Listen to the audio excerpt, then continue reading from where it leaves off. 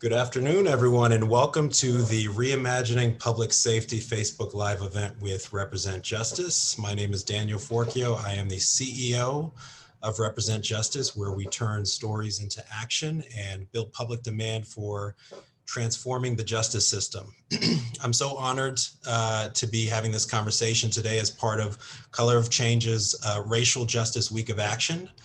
Today is about reimagining public safety. And so I am joined by an incredible group of leaders, advocates, organizers who are going to share their perspectives on public safety. They're working on the front lines. They're transforming the narrative and transforming the system itself. And they all have individual and personal experiences around the system. And I am so happy to be having this conversation. Part of the reason why I'm happy to be having this conversation is because too often the discussion around public safety relies on the existing culture and the existing laws and rules around our justice system, as if there are no better ways to do anything. And so when we think about transforming and we think about reimagining, it requires us to pull outside of our current frame of reference and really think about what is the system that we are all looking for. And I think that's an incredible conversation topic that we'll delve into today. And I hope that it creates a sense of acknowledgement and reflection among our audience. So I wanted to introduce our panelists here and give them an opportunity to talk a little bit about themselves. First, it's my pleasure to introduce Norris Henderson, who's a Represent Justice Ambassador, but also the founder and executive director of Voices of the Experienced, VOTE. Norris, so happy to have you here today. I'm also pleased to introduce Shannon Ross, who's the executive director of the community in Milwaukee, where they look to correct the narrative and do a lot of in-facility services as well. And I'm also happy to introduce Bridget Simpson, lead organizer at Women on the Rise Atlanta. So welcome. And Norris, I would love for you to just say a few words about yourself to start us off. First, thank you, Daniel, for the introduction. My name is Norris Henderson, like Daniel said, and I am the executive director and founder of VOTE, which was this organization was actually founded while I was incarcerated in the Louisiana State Penitentiary.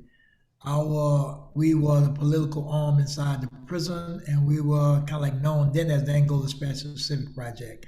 And upon my release, almost 1 year to the day, I incorporated VOTE because we understood that the acronym voice of our initial name was voice of the ex-offender.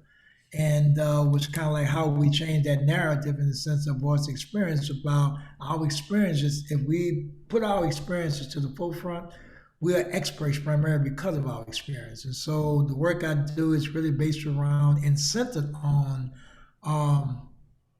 all the obstacles and barriers that I faced upon reentry and how we go about changing and shifting the narrative about what expectations that people have of us and the perception about what we expect from others and what others expect from us. And so I welcome this conversation, especially around safety and what safety means to us.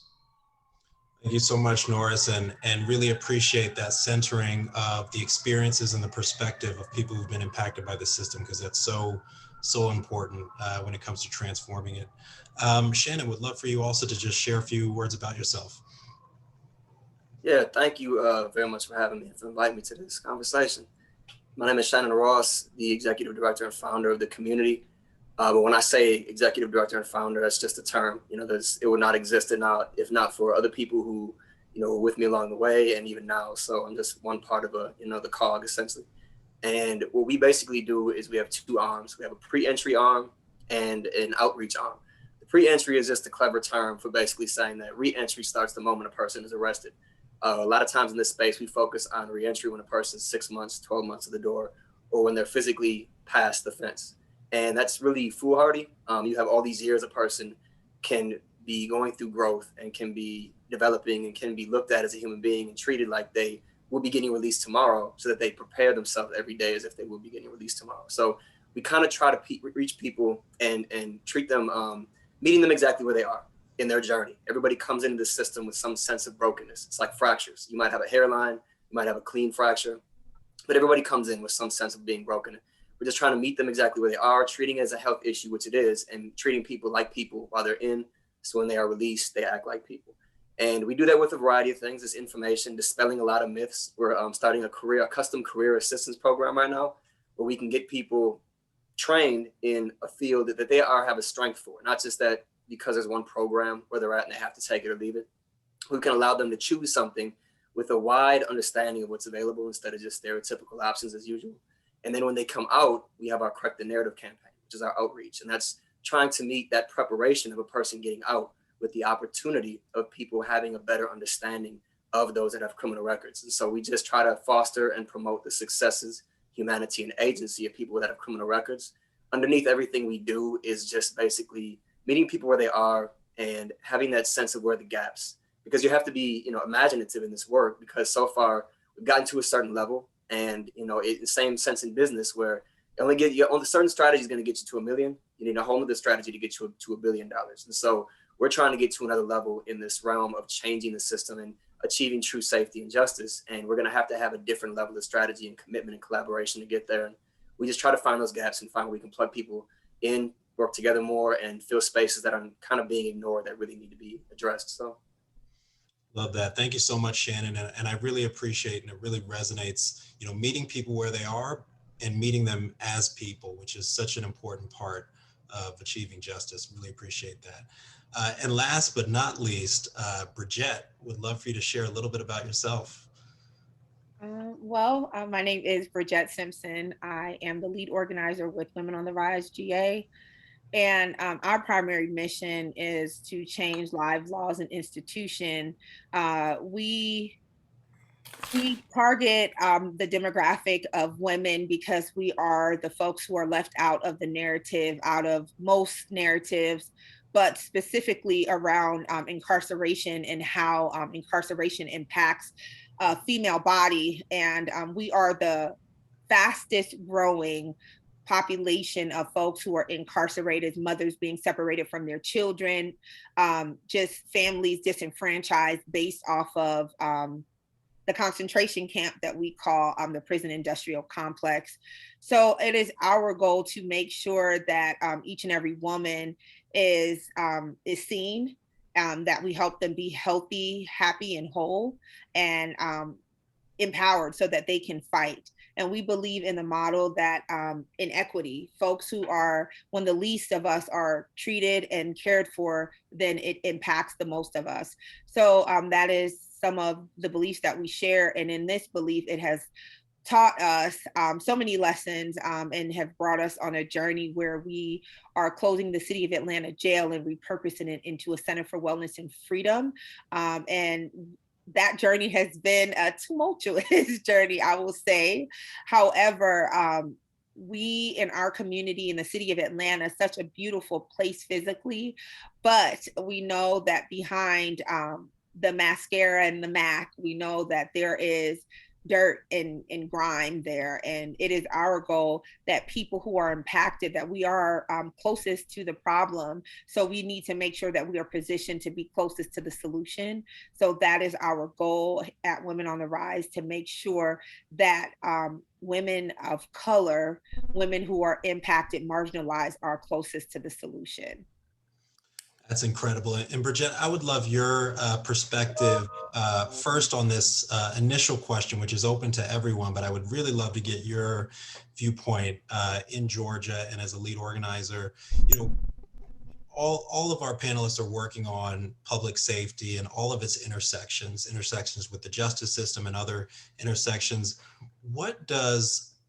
I mentioned in some of my remarks that I think it's really important to look outside of what the current existing law is and what the current existing culture is when you're trying to reimagine something.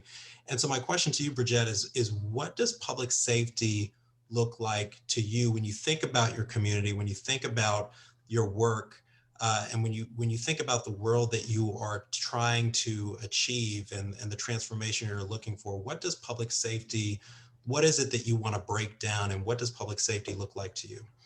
Well, first of all, there are so many false dichotomies that have been created within the movement, within work, within space, that police keep us safe, that jails and prison keep us safe, that breaking up and disfranchising families keep us safe. So those are some of the myths that we definitely need to dispel on a daily basis, because that is so far from the truth.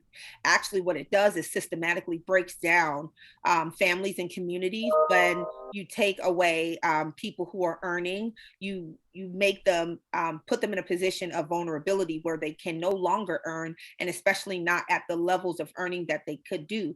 So now their households are devastated, and you have driven them further into the hole of poverty. So I think the first thing that we need to really do is to dismantle the whole idea that prison is the place to rehabilitate. Prison is the place to, to keep us safe, because that is, again, not the truth. And then also, I believe that we firmly have to dismantle the fact that policing is what keeps us safe, because that is so far from the truth. If we even look at the very beginning, where policing came from, the origins and just the exodus of policing, we understand that that came because of wanting to police Black people, specifically slaves, after the war was fought in the South. And that is what it was. It was for so many different things, with codes and all the different, the things that go into policing, that it's still the same now, with the exception is that now other races can help to further oppress each other and themselves. But if we just really just take a deep look at what policing is, like where it came from and why it was even brought into origination, we will fully understand that those are two really big myths that need to be dispelled. And third, and my final, is that we need to understand that the prison industrial complex is a money-making machine, and that is publicly traded on the New York Stock Exchange. And I myself served 10 years and gave free labor for those 10 years, in which there was no exchange of money for my time or my resource or my intellectual properties. I remember being incarcerated and getting degrees for the correctional officers. I probably got 2 masters and 1 undergrad for the correctional officers that were in my state prison. And that is the whole energy that is created in those places. So we need to understand that as a stockholder, as a CEO of a company where your profit is based off of people, that means that you have to fill places and spaces in order to continue to make your shareholders happy. And for you to be legally within realm, you have to keep your shareholders happy. So how can you do that? You continue to have systems in place and ensure that systemic racism continues, so that your business can be profitable. So those are my 3 things. Oh my goodness. I mean, you said it so incredibly well, and I want the rest of the team to have an opportunity to weigh in, but such a powerful testimony. I mean, it's the profit incentive. It's how resources are diverted from communities and instead funneled into punishment. It's the historical and racial context. All of these layers that are so not well known and are instead replaced with this myth of good and evil and this constant clashing. And that's not really what our society is about. That's not what public safety is about. Shannon, really curious from your perspective, you work out there in the community in Milwaukee and outside of Milwaukee as well. Your perspective on that public safety discussion. What does public safety mean to you, and what is it that we're trying to break down? What are the myths that we're trying to break down to get us there? So public safety is interesting, because since I've gotten out, I've been doing a lot more conversations about and just diving into the concept of abolition. And I know when I was inside, I was of the mind that abolition was idealist. It wasn't anything realistic. It was kind of ridiculous at times, I would think. But then I started to read more about it, and I realized, everybody's an abolitionist, actually. You might not realize it, but everybody's an abolitionist, because at the end of the day, everybody wants the exact same thing. They want to be able to walk out of their house and feel whole in themselves, and understand the person walking past them is also whole in themselves. And so if you don't have both of those sides, there's never going to be that sense of public safety and justice. And so it's something where you cannot just focus on yourself. We can never focus on our house or our community. You have to focus on the entirety of the people that you might pass, the people that might come into your community. So for me, it's always a holistic sense. It's always a not what is safety in my house or what makes me feel safe, but what makes you feel safe? Because if you don't feel safe, then there's no way I'm safe. It's a mirage in my mind. And so everything that I try to do, everything that, I try to be involved in is really focusing on what can we do to bring up other groups that are working with? What can we do to make people that are far outside of our communities have a better understanding of where we are and have a better understanding of where they are as well? I mean, when we correct the narrative, it's not just about trying to correct the narrative other people have about our demographic as people that have criminal records or about the system. It's also trying to correct the narrative about the ideas we have about their neighborhoods and what it is that they're bringing to mentally this situation, this issue. Why is it that they feel that police are a solution? Why is it they feel that prison is protecting anything? And so there's an understanding all around that I think really needs to grow on all of our, different areas and corners of this issue. But at the end of the day, it's really, I can't ever be safe if you are not safe. And so the first, if not analogous step, is for your safety to be as equal in my mind as my safety. So that's kind of where I always look at it in terms of, this holistic feel instead of just what am I thinking, but what are you thinking? That which is so important, so important. Thank you, Shannon. And Norris, I know you've seen also the disproportionate impact of the current system that's in place, how it's affecting Black communities, brown communities. And so I'm curious your perspective also on public safety in terms of the myths that a lot of people may not know about in terms of how the current justice system, policing system is or is not achieving public safety. And I think Bridgette kind of like hit off it because I was kind of like taking notes while she was talking. And at the same time, I was saying, please don't call me next. I don't want to follow her. That's right. But no, really, the example of that is like in the aftermath of Katrina, we were organizing around police accountability and stuff like that. And we were trying to create an independent police monitor's office at the same time. And I think the perception that people have about people of color is that we don't see safety through the same lens that they see safety through. And it's kind of like what Shannon was saying. I'm okay if you're okay. But if I'm not mentally, physically, and spiritually safe, the next person ain't gonna be mentally, physically safe. And the example is like these folks in one portion of the city, they thought safety to them was the patrols riding through the neighborhoods. But in our neighborhoods, they had police cars stationed at different intersections in the community with their strobe lights on all night long. And so our outcry was like, that's not making us safe. If anything, you're kind of interrupting what's going on in our communities because people are on high alert because your strobe light is coming into their house and disturbing everything that they're trying to do. And so the perception of what makes one person safe may actually offend the next person.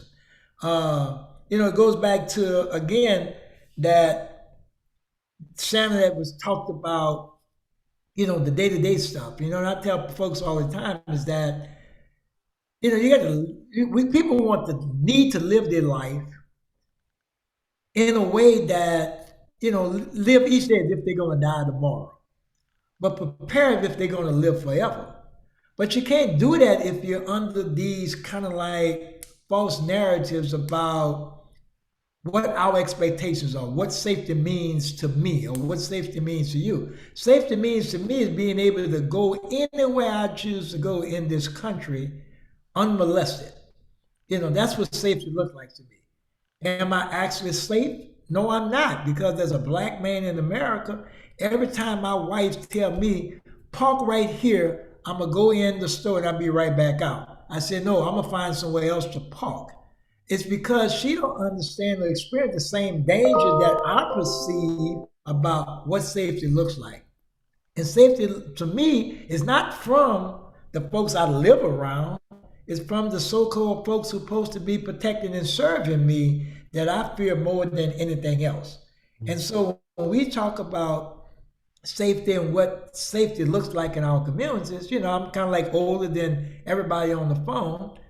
And it's kind of like in my childhood, I can imagine, just remember going places and for the life of me would never see somebody in law enforcement, and it was like something happened in our neighborhood, some elder in the neighborhood. We kind of like had the telephone relay system. You know, I used to always question my grandma. She'd always like, tell me where you're going at. And it wasn't until I got grown that I fully understood why. And it was because if something ever happened to me, she knew the last place I was at. And so, like, I went to school one time and didn't go the direction she had taught me to go. And when I got home, she's like, why you didn't go to school like I taught you? I said, I went to school, you know? And it was like, then she let the cat out the bag. Well, Miss Bertha didn't see you pass by her house. So we have built-in safety mechanisms that protected us, that we didn't rely on outside entities to come and do stuff for us. You know, I had to walk to that corner and make a right turn. I had to pass Miss Bertha. When I got to the next corner, I had to make a left turn, and then I passed my aunt's house. So everybody was like clockwork. He's coming this way, he's coming this way, and by the end of the day, once the last person saw me, I made it to school, everything was fine. But we had these built-in mechanisms where we didn't rely upon the system. And it goes back to what Bridget said.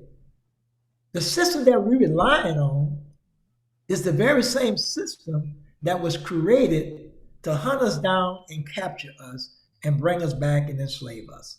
And so I think when people kind of like fully understand the history of policing in this country specifically, it kind of like raised the eyebrow in a sense of this can't be the panacea for our ills. It can't be, and we shouldn't allow it to be when we know we can exist in our environments in ways, you know, in different ways that give us the sanctity and the peace of mind that we actually need. Right, right. And the current system does not start with care, concern, humanity, empathy, any of the things that you mentioned that you were able to find within your community. So I think that's such an important point that you're making. Norris and Shannon hit it as well. So I want to get, Norris, I want to talk a little bit about district attorneys, because I know you work with or are part of the transition team for the New Orleans DA, Jason Williams. And so when we talk about public safety, explain to me, and you talk about the existing system that is not achieving public safety and was not designed to really achieve public safety or well-being. Explain to me your viewpoint on the role of district attorneys. Why is it so important that district attorneys be part of that conversation and that you educate and talk to district attorneys? Tell me a little bit more about why that role is so important as it relates to public safety. That role is very important because the district attorney is the most powerful person in the community. And I say that primarily because, you know, the mayor is the mayor of the city, but the district attorney can put the mayor in jail. The mayor can't put the district attorney in jail. And the arbitrary powers that the district attorney's offices had to charge who, when, and where they want to charge.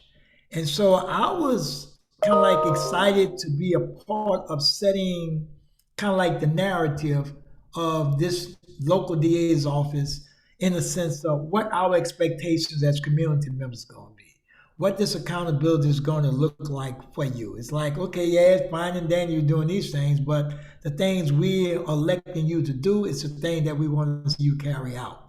And so it's important that the district attorney and his staff, not just him, because, you know, this stuff got to trickle down, that these folks are on the very same page with people in the community, that our want, needs, and desires are actually being addressed.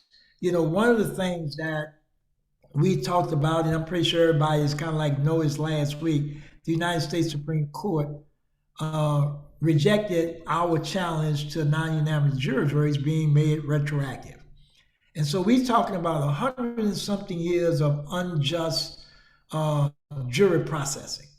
And so, but our local DA, because he have the authority and the power to review these cases on his own, he's like, I'm not waiting on the United States Supreme Court to do anything. I know this is something that was wrong, something that was egregious, something that came out of Jim Crow practices, and I'm going to undo them. And so that kind of like gives you a demonstration of the power that the district attorney has. that looking at cases, the United States Supreme Court said, oh, because your case is not in the pipeline, you're time barred, I can't hear your situation.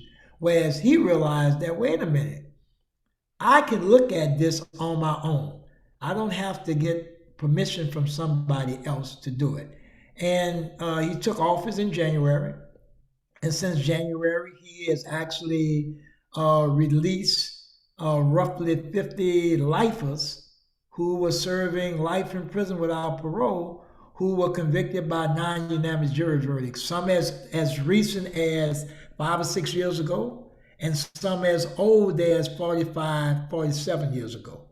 And so it shows the impact that a person can have inside the community, one with restoring trust in a system that actually never was set up to operate on even kill with us. Was never this balance. But so the district attorney's office initially he refused over 5,000 low-level offenses relating to like marijuana possession or simple possession of drugs, because he realized that's not a criminal justice issue, that's a health issue. And so when you have somebody in that office who can be educated and guided and instructed in a way about what these policies and practices should look like, then it becomes more. Then the safety that we talk about, what safety should look like in our community, this is what it look like. Locking people, and he understands because he's a former criminal defense lawyer, so he understands that locking people up doesn't make a community safe. He understands also that helping people when they come home is what actually helps communities thrive.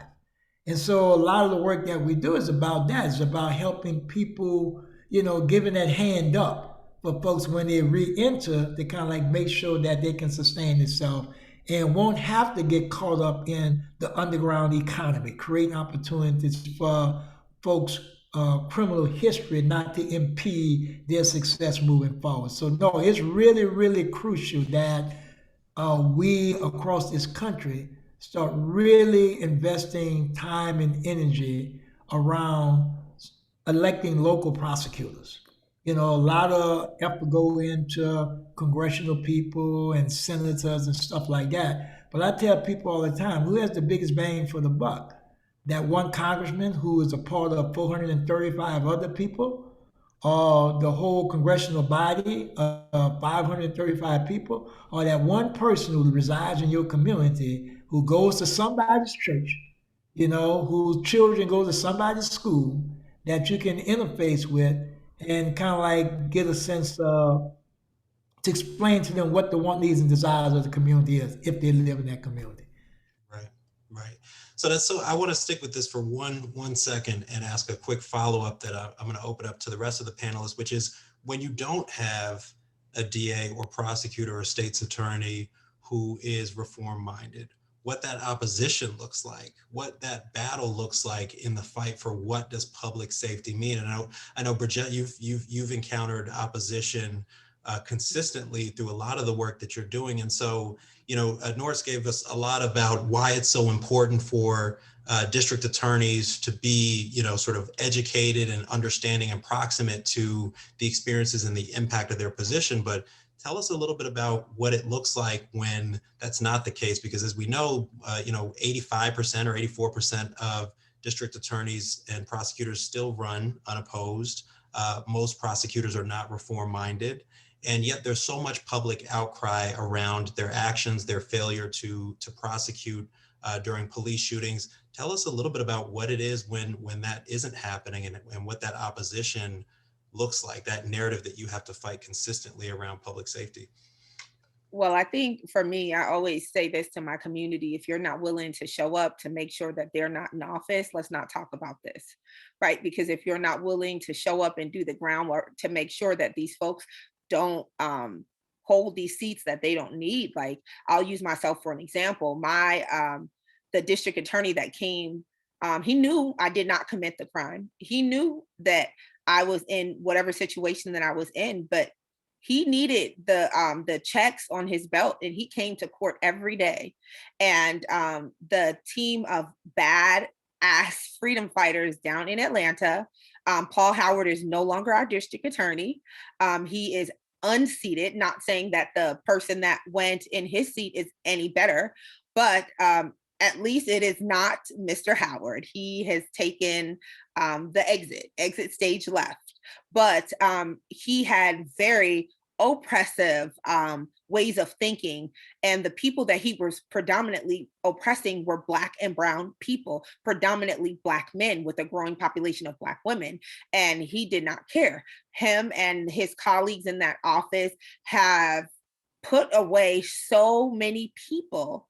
That's why there's an overcrowding in any type of jail. You know, that is why it's because of the system with district attorneys who are serving as the judge, the jury, the executioners, because the judges are more likely to take the recommendation of district attorneys, which they have chamber relationships with, and so on. So if we have somebody such as Paul Howard, and even with our latest district attorney, and for Rayshard Brooks, who was murdered in the city of Atlanta by the Wendy's, like, the officers, they're free and they pass the ethical board, and she wants her hands off, you know. But how could your hands be off when you are supposed to be you represent the people? And I think that this is something that most folks have misconstrued. Like, they are supposed to represent us. These elected officials are supposed to represent us, but it's anti-us. It's an attack on us. And sometimes it's coupled. They're working with judges, they're working with whomever, so that they can win at all costs at the people that they're supposed to represent.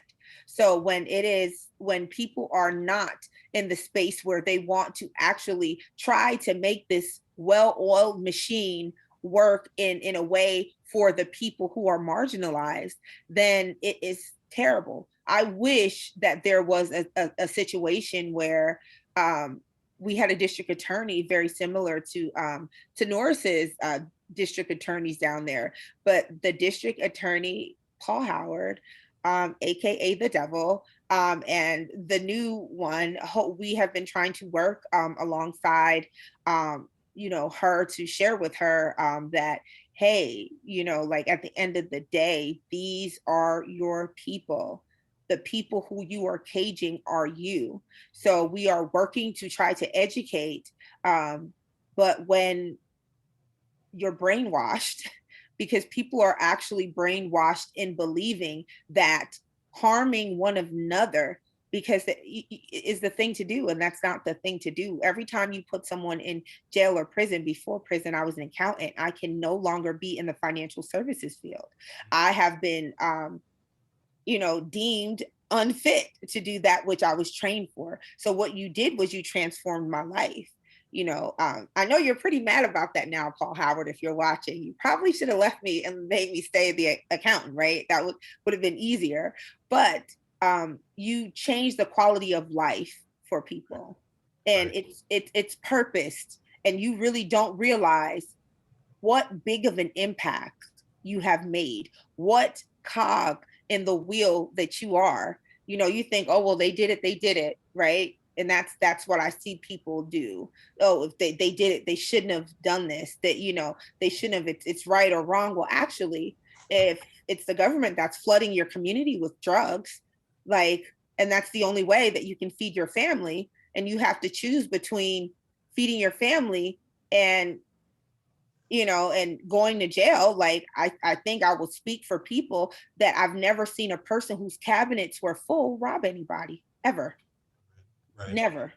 That's you said brainwashed, which is such an important point, because so much of the struggle is a struggle for correcting the narrative, Shannon, which is why I want to talk with you a little bit about, that why is it so important that the narrative that is uplifted and sort of powered is by those people who are most impacted? Because as Bridgette just said, a lot of our system actors, or elected officials, enter their office with a certain historical context cultural context, and narrative context around how they should do their job. And so explain to me a little bit about how you view narrative and how you view correcting the narrative with the voices of people who've been impacted the most at the center of it. Yeah, it's similar to how many celebrities you see that, they go about their life glitz and glamour until they get cancer, and suddenly now they're pushing for cancer hardcore the rest of their life, or their sister dies in a car crash. Now seatbelts are everybody should get on board with seatbelts. This is how human beings are. We don't really connect to an issue until we're wrapped up in the arms of that monster. And so those of us who have gone through the system in some sense, or drug our loved ones through the system, or I would say not necessarily drug, but they've been drugged with us through the system. And everybody in that experience now has this anger, this rage, this bitterness, a chip on the shoulder. I do a lot of work with trying to, build bridges and trying to work with the system in areas that we can kind of make things better for those inside.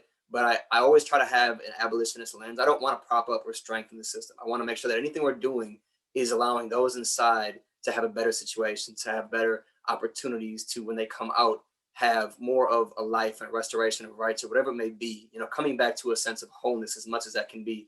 And that's also for people on the, the crime victim side. It's something where it's not just our side, it's everybody who is involved in a criminal collision is not profiting from the industry, except for those that profit from the industry.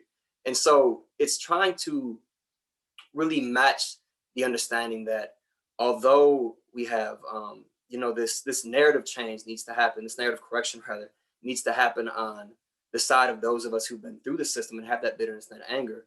There's also an understanding that those on the other side, they've come to that same position where they're at for a reason. And we need to really understand why it is. Why do you come with that certain lens, that certain cultural context that the system is good and that it's helping people and that it's creating safety and justice? Why is that? What is it in your area that is allowing you to have such a very different experience than us?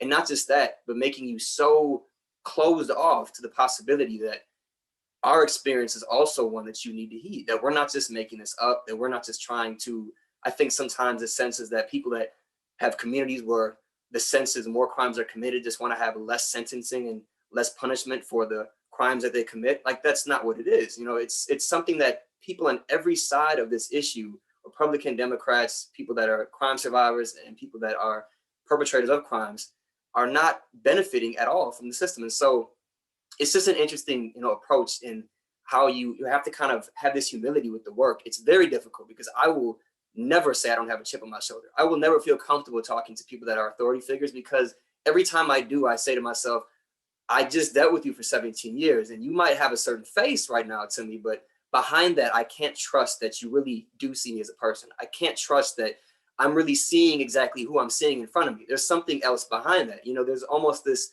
facade, this robotic mechanism that people that are in the system adopt. I know people that have come in when I was in prison who came in very idealistic, wanted to change and wanted to really be helpful.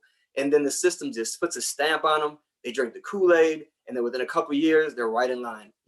Something happens in front of them. I didn't see it. So it's just the way the system is. It dehumanizes those that work in the system, and it dehumanizes those that are, those of us who've gone through the system. And all around the board, it just makes machines out of machines. And so it's a very difficult thing for having to say, although you have done this to my life and my family and my loved ones, although my community has been put through a certain situation because of systemic and historical factors and features, I still need you to see who I am. I still need to, in a way, come to you and show you who I am, and not just yell and not just proselytize and shame, because that's not going to get us to where we need to get to. We need to find different ways to say, I can't get there without you. You can't get there without me. And one of us has to make this connection. One of us has to kind of cross this street and say, look, we need to come down this road together, because what's going on right now is not working. And so I need to not solve the problem by thinking that you should be in my situation. That situation is the problem. It's not, oh, let's reverse the roles and now you did wrong and now you need to go to prison and I'm out here. Like, no, the prison is that's the whole problem. It's not about who's in there. It's about, that's the way we're looking at it, as if it's a solution, as if that's the way that we need to address safety and justice. And so how do we do that, right? How do we get communities that are so opposed to this or can wall themselves off from some communities that are affected more by it to see that? And you kind of have to go in and shake things up. You have to go to their communities. You have to go to their meetings, to their politicians, and not let it be, oh, suddenly you have the power to pass some legislation that we want passed that helps us more directly because we're the most impacted by this issue. And now we come lobby you. But we don't talk to you for 4 years until this happens. And so we need to kind of have a presence and always have, some type of a relationship with them where they're not allowed to see us as the anecdotes. They're not allowed to see us as just the narratives on TV or the negativity that's promoted so often on social media, or just in the mind when they hear the word criminal, when they hear the word, the language, all these ways that the mind, it grasps and, holds on to a certain image based on wording and based on perception that is inaccurate. We need to constantly foster a different side of that. So yes, it is very, we've evolved from this danger and fear narrative over time to now it's like a pity narrative realm where you have a lot of times journalists and even people in our own side of it who are humanizers, who are trying to really, decarcerate or justice reform or reentry work. They'll do a lot of promoting the story of the backside, the background, and how difficult it is inside and how difficult it is before a person goes and when they get out. But all of that is pity, and that makes a person look pitiful. And that's a cousin of fear still. That's not really seeing me now as an equal. You see me, you're able to get a little closer, it's like a handout mode, but you're really not alongside me. You're not willing to let me in your house and see me as an equal and hire me. So until we promote the successes, the humanity, and the agency, and really keep pushing that, maybe, instead of the 80-20 before where it would be 80% the background and who the person was and their crime and how difficult it went through, and then 20% the good and what they're doing now, let it be a blip. I was in prison. Now, forget that. This is what I've been doing all since then. 90% of the story, 80% of the story is all what I'm doing now. See me as I am now. See me from the second I got arrested and changed my life and have been just building successfully into this individual that you want. This is what you want. So reward that, celebrate that. Don't try and just see me based on my crime. When I have interviews now, I made a point a little bit ago because I was in an interview and somebody asked me to talk about, almost basically apologize for what I did to the victims of my crime in the middle of this, this podcast. And it's like, I did that, but I will never do it again. That was the end of that right there, because afterwards I realized, I'm playing into that narrative, the spectacle and the, letting people hang on the background. See me as I am now. I know what I did. Anything that I have to talk about or deal with that, I would deal with that with the people that, say I victimized. But it's not anybody else's, concern to keep seeing me and holding me to that stigma. And so we have to get past these. Stop asking questions about a person's past. Stop focusing on what somebody may did, but see them as they are now. Let their actions speak, and we need to let our actions speak loudly in these communities instead of letting our actions and words speak in our communities and expecting them to just care because we're louder and louder. We need to go there. And you will not ever connect with a person as well as you can within 1 hour. A person's whole understanding of the demographic of people that have a criminal record will change better with a 1 hour meeting with one person that's a representative of that community than 12 of the greatest studies done by the best researchers in the world about criminal justice and criminological needs and recidivism and all that crap. That's not going to ever have as much of an impact as just meeting me, seeing who I am, and letting my humanity, letting my power as, a connection on an individual level reach you and just seep into your heart and say, okay, there's something else here I haven't seen. Let me start maybe looking online and maybe start getting involved. And so just that connection, just focusing on connecting with people that we usually disown. We demonize them because they demonize us. We have to find ways to bridge that gap and not let that be the reason that things continue the way they are now, because we have a moment right now that needs to be taken advantage of. We can't miss this moment because it won't last. Moments ebb and flow. This isn't something that's just going to maintain.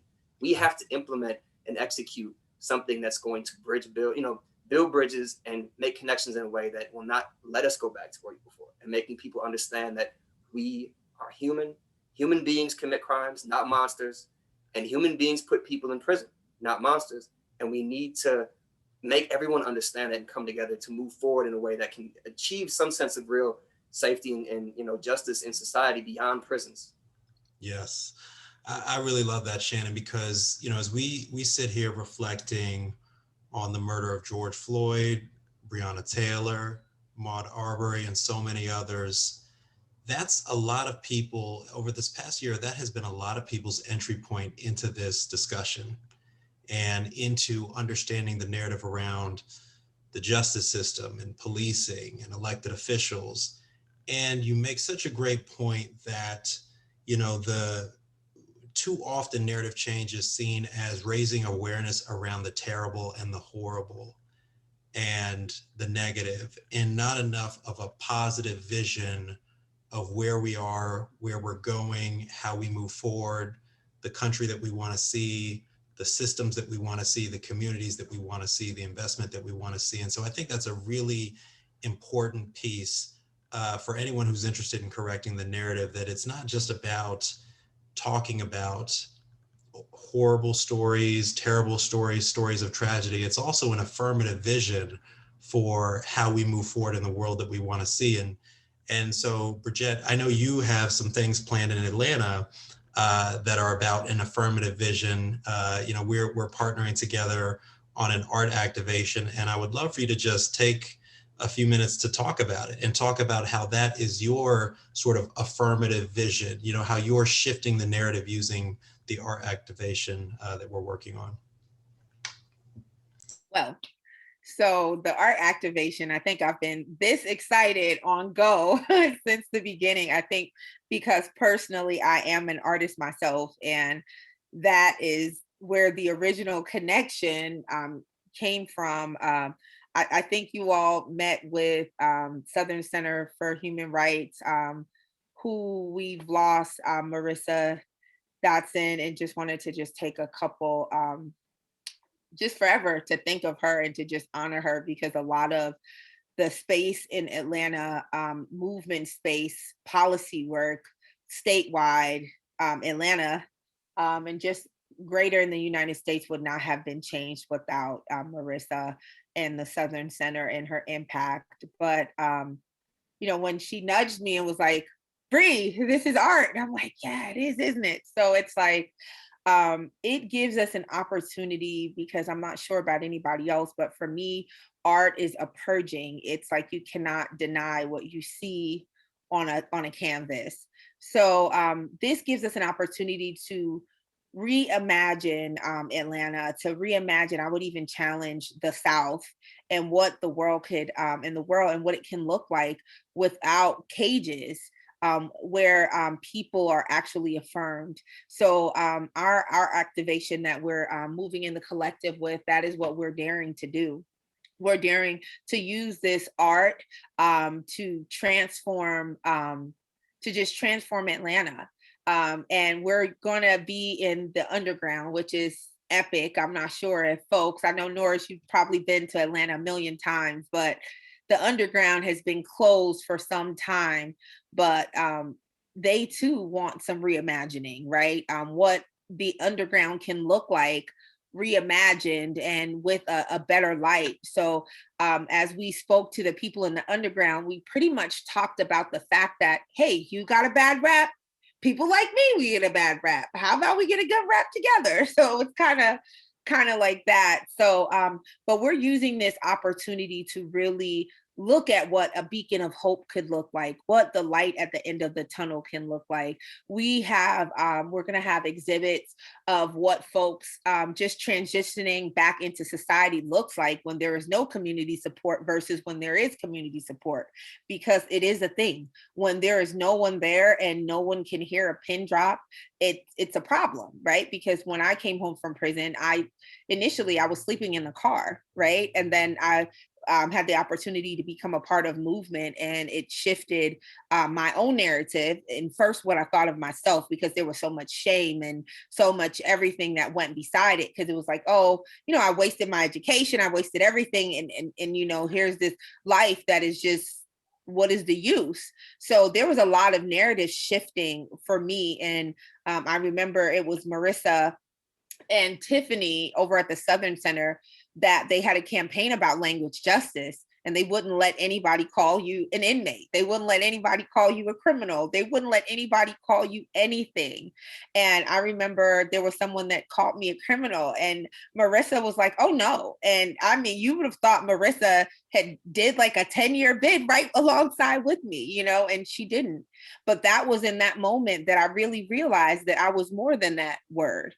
I was more than that title. I was more than those things. So I think that that's our goal here with the art activation, to show people that human beings are the people that are um, being charged, who are being taken from their homes, who are, you know, who are behind the names and behind all of the ugly stares and the just being locked out of community. These are human beings, and this is the way that we can actually look to the light at the end of the tunnel together, because you want to be safe, we want to be safe, because when you're not safe, you make sure that we're not safe, because you call the police every other minute, you make sure we don't have jobs, you make sure we don't have a place to live, you make sure all of these things. But like I said, art has a way of transforming everything. It has a way of purging. When you see a beautiful picture, you don't think of, hey, I wonder if that person committed an armed robbery. You just see art. You just see a beautiful piece of work. You see something interesting. You don't worry about where it came from. So we're hoping that we can take the barriers down of prejudice, the barriers of bias, and actually get people to look at art and to realize that humans made it. No matter the journey, where it came from, it was still human beings that contributed to the beauty that you saw. So that is what we hope to achieve with the art activation. And Shannon, Norris, if you're in our neck of the woods, come on through. It's July, so we got them to open up the underground for us for 4th of July weekend. So that's pretty epic, and we're so excited. Good enough. I'm gonna hold you there. Okay. I was just down there myself, so yeah. Oh, we gotta reunite. That would be amazing, and Bridgette, I'm so excited for it as well. So I know we are approaching the end of our time together, and I wanted to leave an opportunity for one more broader question. And Bridgette, you hit on it a little bit. Norris would love your perspective. Shannon would love your perspective as well. But it's the role of community investment in powering us towards public safety. I think what most people don't know, going back to narrative, is that so many people, we have been so invested financially and from a psychological perspective in the current way of doing things. And art is an incredible way to sort of remove ourselves from that mindset. But I'm really curious, Norris, maybe starting with you, your perspective on how investing in the community as an alternative, coupled maybe with some policy change, is how we're going to approach public safety in the future. I think the best example is the work that we do. I mean, investment in our organization and how we extend our hand to our folks in the community that we are. Matter of fact, to give an example of the investment in communities, like people in high places can't get to high places now unless they have somebody in the community sanctioning them. And it's not like this kind of like go along and get along folks. These are folks who the rough and tumble people who now has a voice in the community that people are seeking out. Matter of fact, our last DA's rates boiled down to who was more involved in our community than the other person and the people that they associate themselves with. So it's about proximity, about being proximate to what's going on in the community, and being in a space where I think Shannon was talking, and it was about, and I wrote down theory and practice. In theory, people have all the textbook knowledge in the world about what criminal justice reform should look like, what community investment would look like. But in practice, we know exactly what those investments look like. When I tell people, you got to have people coming out the rain, they become like, what you talking about? So you got to be willing to give people an umbrella. People out there in the community, in that underground economy, you got to be willing to, you want them to come in out of the rain, give them an umbrella. The umbrella is give them a job, give them an opportunity to stable housing so they can develop themselves personally, and then that extension to their family. Because I believe that he who feeds the army can lead them in the battle. And so when we invest in the community is going to always be there to support you. Always be there to support you. And I was kind of like laughing when Bridgette was talking about the prosecutor. Because when she called him out, I'm like, oh, you're my kind of girl. Because, when you take down the lion, the whole jungle quakes in fear.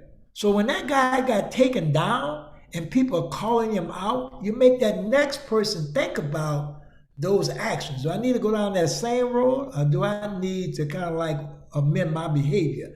And so community plays a great part, but folks got to be willing to, like Bridget said, get their hands dirty. You know, they got to be willing to kind of like be in. I was at a conference once. I was being recognized at a conference. And I made a statement that prison for me was a bad experience with good results.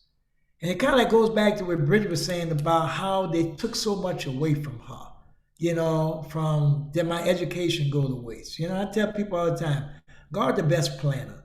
You know, I planned that when I got out of prison, 10 years after I got out of prison, I was going to be on the cover of Black Enterprise because I had this business mentality. God had a bigger plan for me. I didn't make Black Enterprise, but I've been on pretty much the cover of every other thing that I didn't prepare myself to be on, but God had another plan for me.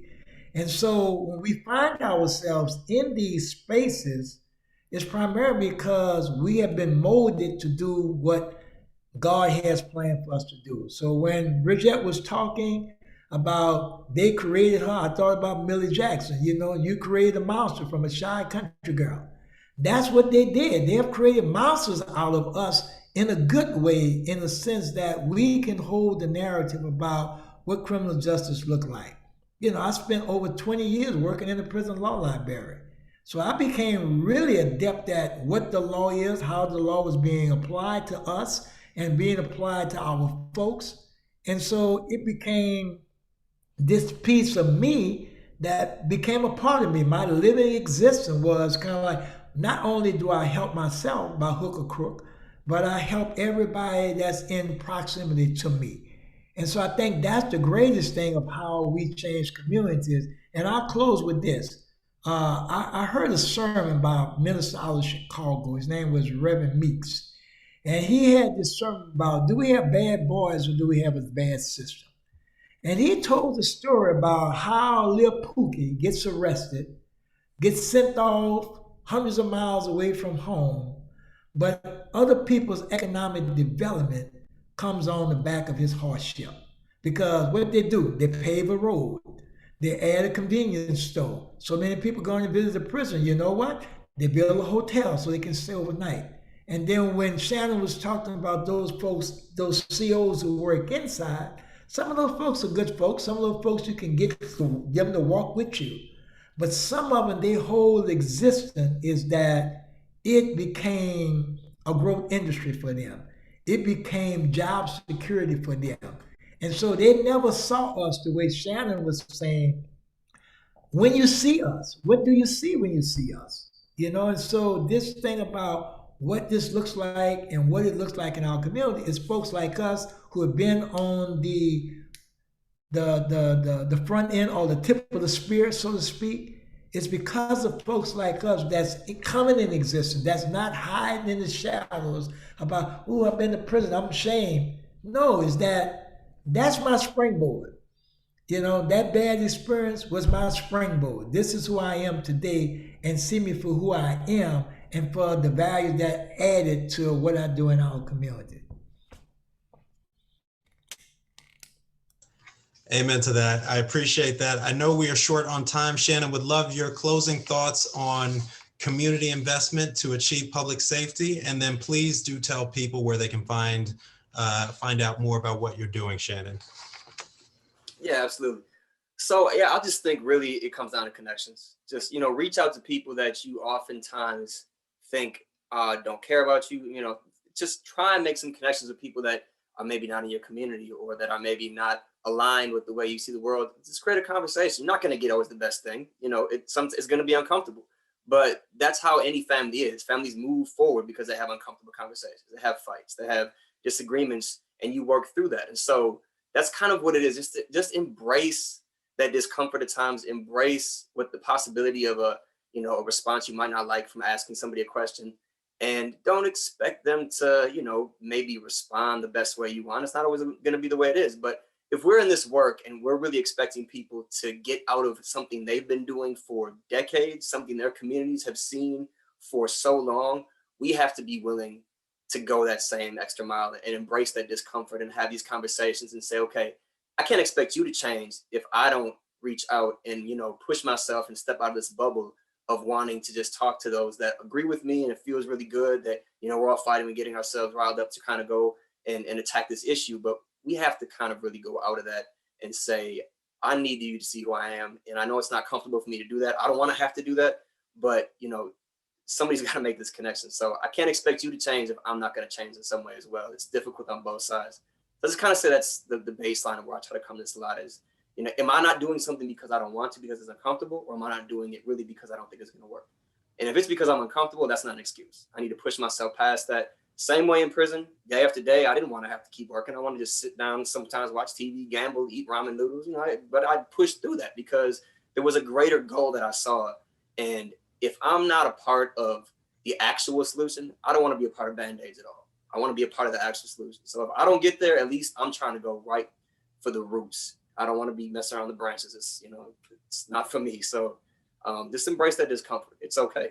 It's just fine to have that discomfort. As for our organization, the communitynow.us is where you can find any of our work, vignettes we've done, the newsletters we have. So, you know, any questions you ever have about Wisconsin, we can, you know, probably answer or connect you to any other organization here doing great work and, you know, get you any kind of insights you need about what's going on here and how we can help out. Appreciate it, Shannon. Bridgette, please, 30 seconds. Where can people learn more about the incredible work that you're doing? Well, folks can chime in to womenontherisega.org, or you guys can go to closethejail.atl.org. And all of our social media handles are just the same, and you can find us anywhere there. And just wanted to tell you that this was an amazing panel and was in really, really good company. And it was just one quick thing I wanted to say. Norris said something about giving somebody an opportunity and giving them a job. And also, I just wanted to say, and to be careful that the oppressed don't become the oppressor, because we are suffering from certain symptoms and we are all brainwashed to a certain extent, to make sure our contribution to movement is not to become the oppressors ourselves. So thank you all for having me. I appreciate it. I love that. Thank you, Bridgette. And Norris, last but certainly not least, where can people learn more about the work that you're doing? They can visit our website at vote-nola.org, vote-nola.org. Amazing. Well, I want to thank my panels, Norris Henderson, Shannon Ross, Bridget Simpson. Thank you so much for this incredible discussion. Follow us at We Rep Justice. Go to representjustice.org to tap in, learn more about the work that we're doing. And as the panelists have all said, I want to encourage people to reach outside your bubble, get uncomfortable, especially during this week of remembrance, because that's where the transformation will come from. So thank you so much. Take care. Daniel. All right, Shannon, Bridgette. Have a Take good care. one. Really a pleasure.